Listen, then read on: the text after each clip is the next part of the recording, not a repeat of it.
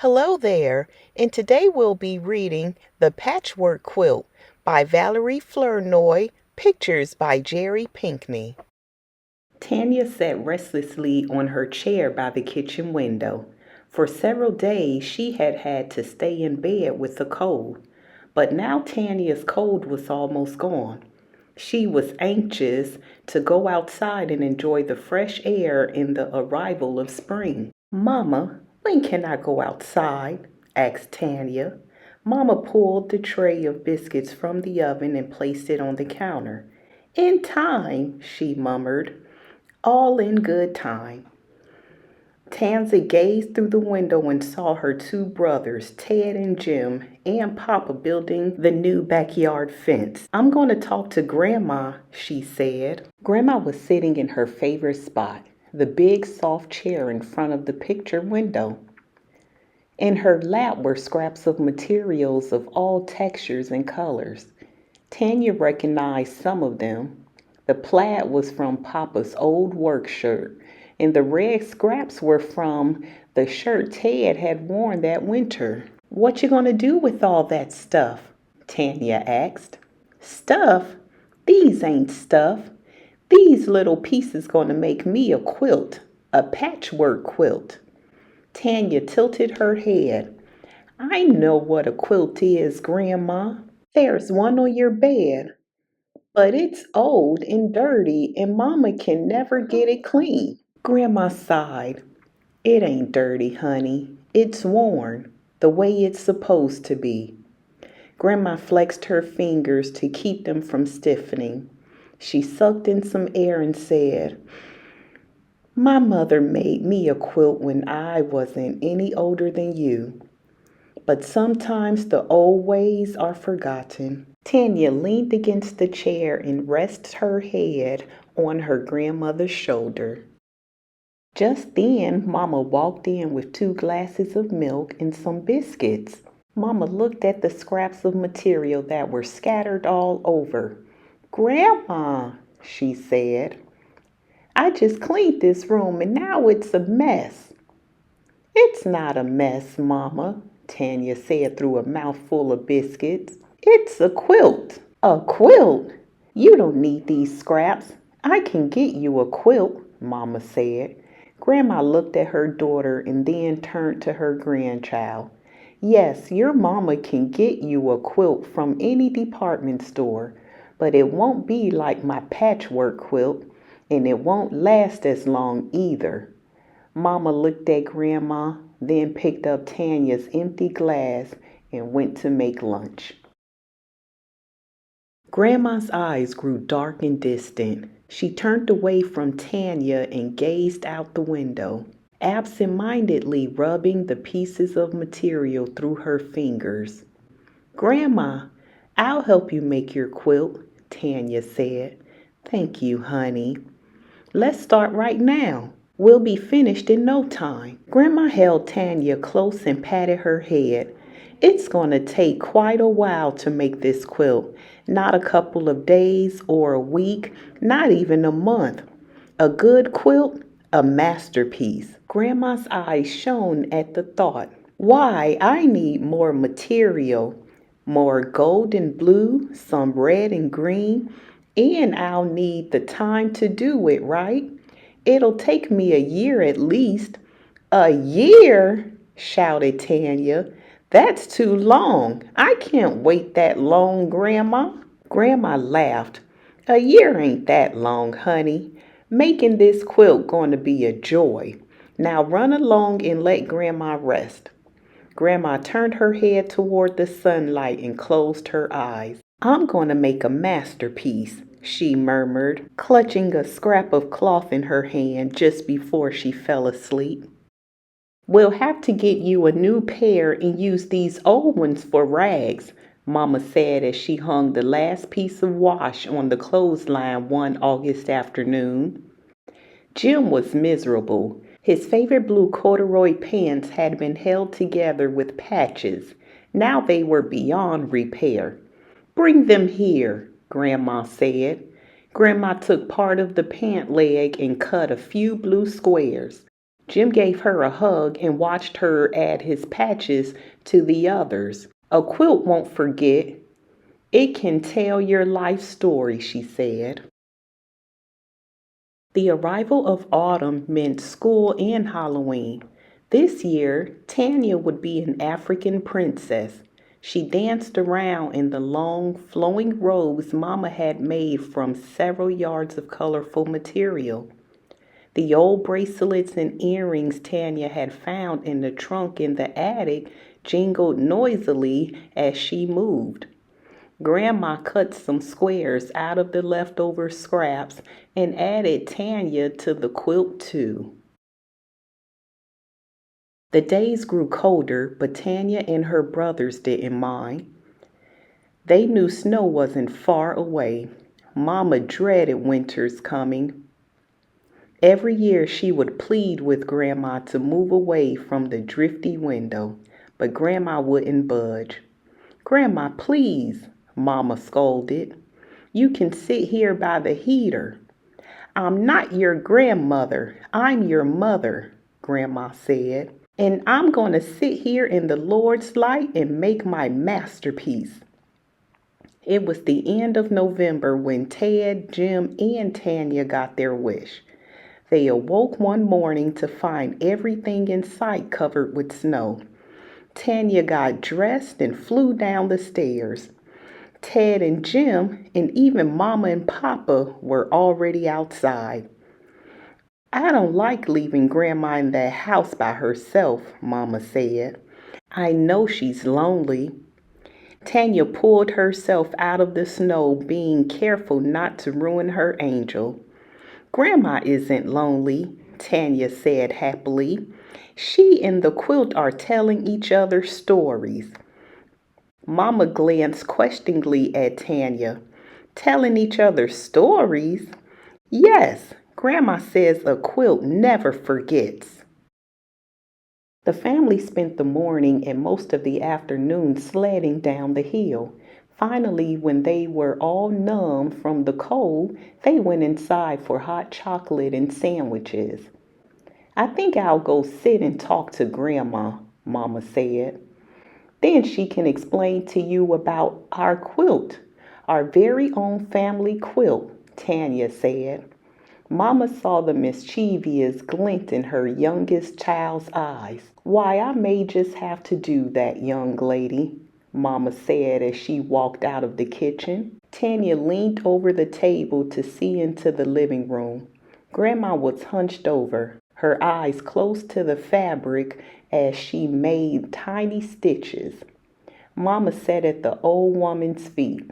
Tanya couldn't hear what was said, but she knew Grandma was telling Mama all about quilts and how this quilt would be very special. Tanya sipped her chocolate slowly. Then she saw Mama pick up a piece of fabric, rub it with her fingers, and smile. From that moment on, both women spent their winter evenings working on the quilt. Mama did the sewing while Grandma cut the fabrics and placed the scraps in a pattern of colors. Even while they were cooking and baking all their Christmas specialties during the day, at night they still worked on the quilt. Only once did Mama put it aside. She wanted to wear something special Christmas night. So she bought some gold material and made a beautiful dress. Tanya knew without asking that the gold scraps would be in the quilt too. There was much singing and laughing that Christmas. All Grandma's sons and daughters and nieces and nephews came to pay their respects. The Christmas tree light shone brightly, filling the room with sparkling colors. Later, when everyone had gone home, Papa said he had never felt so much happiness in the house, and Mama agreed. When Tanya got downstairs the next morning, she found Papa fixing pancakes. "Is today a special day too?" asked Jim. "Where's Mama?" asked Tanya. "Grandma doesn't feel well this morning," Papa said. Your mother is with her now till the doctor gets here. Will Grandma be all right? Ted asked. Papa rubbed his son's head and smiled. There's nothing for you to worry about. We'll take care of Grandma. Tanya looked into the living room. There on the back of the big chair rested the patchwork quilt. It was folded neatly, just as Grandma had left it. Mother didn't want us to know she wasn't feeling well. She thought it would spoil our Christmas. Mama told them later, her face drawn and tired, her eyes a puffy red. Now it's up to all of us to be quiet and make her as comfortable as possible. Papa put an arm around Mama's shoulder. Can we see Grandma? Tanya asked. No, not tonight, Papa said. Grandma needs plenty of rest. It was nearly a week, the day before New Year's, before the children were permitted to see their grandmother. She looked tired and spoke in whispers. We miss you, Grandma, Ted said. And your muffins and hot chocolate, added Jim. Grandma smiled. Your quilt misses you too, Grandma, Tanya said. Grandma's smile faded from her lips. Her eyes grew cloudy. My masterpiece, Grandma sighed. It would have been beautiful, almost half finished. The old woman closed her eyes and turned away from her grandchildren. Papa whispered it was time to leave. Ted, Jim, and Tanya crept from the room. Tanya walked slowly to where the quilt lay. She had seen Grandma and Mama work on it. Tanya thought real hard. She knew how to cut the scraps, but she wasn't certain of the rest. Just then, Tanya felt a hand resting on her shoulder. She looked up and saw Mama. Tomorrow, Mama said. New Year's Day was the beginning. After the dishes were washed and put away, Tanya and Mama examined the quilt. You cut more squares, Tanya, while I stitch some patches together, Mama said. Tanya snipped and trimmed the scraps of material till her hands hurt from the scissors. Mama watched her carefully, making sure the squares were all the same size.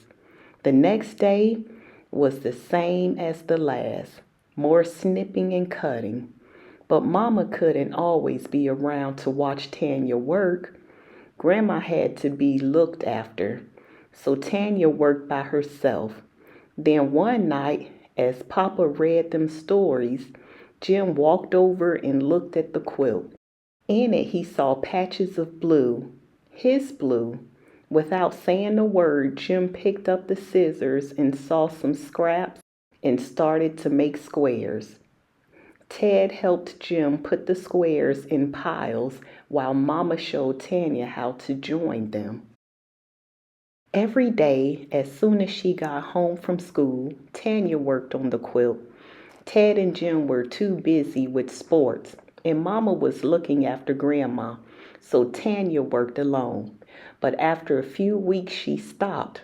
Something was wrong. Something was missing, Tanya thought. For days, the quilt lay on the back of the chair. No one knew why Tanya had stopped working. Tanya would sit and look at the quilt. Finally, she knew. Something wasn't missing. Someone was missing from the quilt. That evening before she went to bed, Tanya tiptoed into Grandma's room, a pair of scissors in her hand. She quietly lifted the end of Grandma's old quilt and carefully removed a few squares. February and March came and went as Mama proudly watched her daughter work on the last few rows of patches. Tanya always found time for the quilt. Grandma had been watching too. The old woman had been getting stronger and stronger as the months passed. Once she was able, Papa would carry Grandma to her chair by the window. I needs the Lord's light, Grandma said. Then she would sit and hum softly to herself and watch Tanya work. Yes, honey, this quilt is nothing but a joy, Grandma said. Summer vacation was almost here. One June day, Tanya came home to find Grandma working on the quilt again. She had finished sewing the last few squares together. The stuffing was in place and she was already pinning on the backing. Grandma, Tanya shouted. Grandma looked up. Hush, child, it's almost time to do the quilting on these patches. But first, I have some special finishing touches. The next night, Grandma cut the final thread with her teeth. There, it's done, she said. Mama helped Grandma spread the quilt full length. Nobody had realized how big it had gotten or how beautiful. Reds, greens, blues, and golds, light shades of dark, blended in and out throughout the quilt. It's beautiful, Papa said. He touched the gold patch, looked at Mama, and remembered. Jim remembered too. There was his blue and the red from Ted's shirt. There was Tanya's Halloween costume, and there was Grandma. Even though her patch was old, it fit right in. They all remembered the past year. They especially remembered Tanya and all her work. So it had been decided. In the right-hand corner of the last row of patches was delicately stitched, For Tanya from Mama and Grandma. And that's the end of our story today. Thanks for visiting Story Times with Lena. Come back soon. Bye.